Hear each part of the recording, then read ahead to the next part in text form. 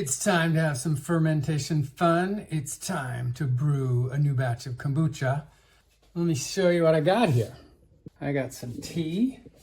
There it is. It's been fermenting for a week. I'm all set up over here with my bottles. Flavor a little with some juice extract. Let's get the water boiling. All right, I'm gonna put in about 4 cups of water.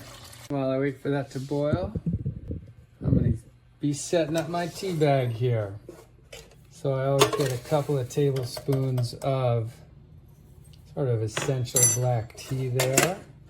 Oh, coconut oolong. Oh yeah. Let's get 1 tablespoon of that in here.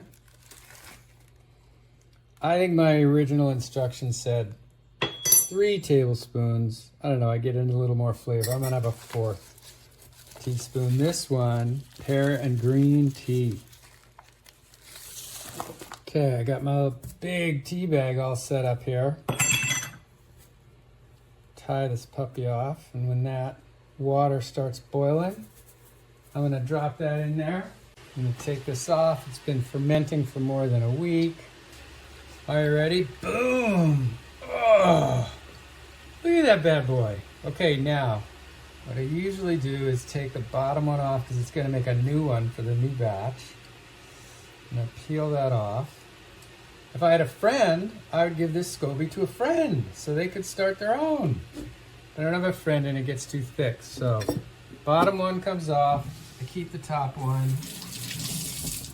Oh, looks like the tea water's ready. Just gotta let that tea seep while I'm pouring all the bottles. Heat off. I'm gonna stir this up just a little bit. I'm gonna filter this through a sieve. I need a cup of this. The first cup goes on top of the SCOBY while I'm letting it sit there, waiting for the next batch. Ready for this. I'm gonna let this sit over here for a minute as I get my bottles ready. Here's how I do it. 2 teaspoons. 1 teaspoon each, blueberry and pomegranate. So this has been fermenting for a week or 2. Now I just gotta fill up the bottles. Here, about 1 inch at the top. Let's cap these all off. I'm gonna make sure that fruit juice on the bottom is mixed up. That's it, look how quick that was. So I keep the finished product in a closet where the temperature is always about the same. Those are gonna sit there for about a week. Now I gotta go make next week's batch. How's our tea steeping here? Oh, looks good. I like to squeeze every last drop out of this. Now what are those bugs gonna eat? This cup of sugar for 6 bottles. Try to get it to dissolve. It's sitting here for about an hour. That SCOBY's just waiting to be joined in that glass jar with the tea and the sugar. But if I make it too hot, it'll kill off all the bugs.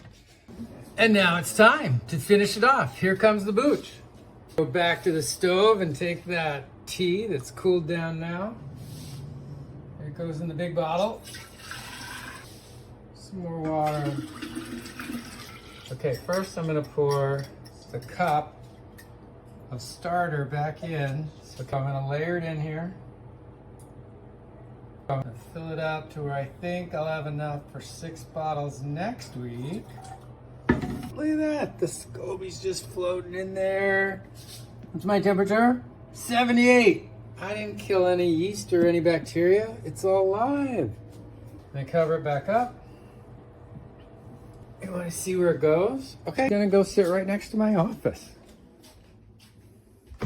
Now I've got almost 1 gallon of booch in that big jar for primary fermentation. I got 6 bottles in secondary fermentation. While I'm waiting for that to happen, what do? I go back to the bottle that's been through primary and secondary, pour myself a glass, and enjoy some homemade booch. Unapologetically delicious. Cheers.